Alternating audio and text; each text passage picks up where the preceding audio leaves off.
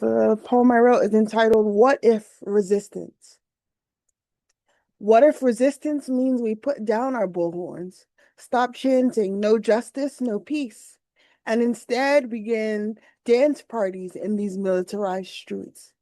What if resistance means we refuse to mourn publicly so that our melanated tears cease to be the currency that fuels the oligarchy?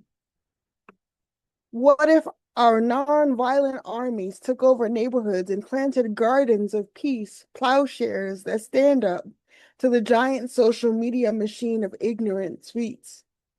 What if resistance means cultivating an urban, suburban, rural garden of Eden where comrades pull up the thorn of food apartheid and instead dares to plant seeds of strawberries, peppers, and corn?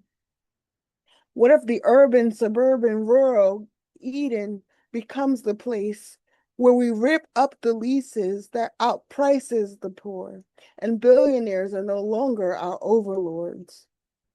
What if this urban, suburban, rural garden of Eden is where the patriarchy comes to die, where racism, ableism, and all forms of hatred are carried away on flower bed gurneys, and Mother Earth welcomes the deceased, and from its soil she produces beauty and nutritious eats?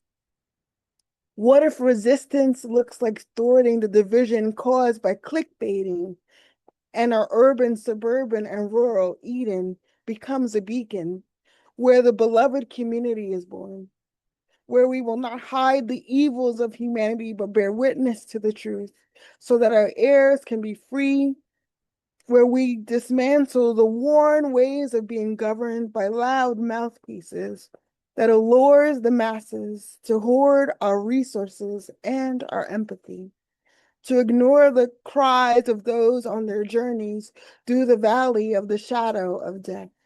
What if resistance is no longer fleecing the poor to fill the coffers of the rich? God, help us to build the beloved community with our words and our feet. Oh, when we all co-create Eden. Oh, what a day that will be. What if resistance listens to the wisdom of the poet and the elder, receives the creativity of the artist and the musician as good medicine, welcomes the children to teach us lessons on the playground about love of neighbor, stranger, and ourselves?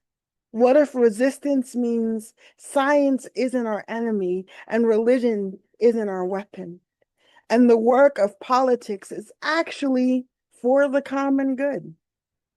What if this urban, suburban, rural Garden of Eden isn't a myth or fable or sacred tale, but a sign of new creation breaking into our present and the reaping of the toil our ancestors sowed to bring forth this urban, suburban, rural Garden of Eden?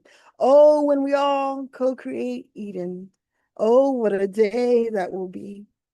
What if resistance is rest, where our bodies aren't used as robots in service to an insatiable corporate machine, but instead we took naps in the middle of the day on raised flower beds or grassy pastures without the fear of bodily harm, where justice and peace is a good night's sleep, clean water to drink, and clean air to breathe?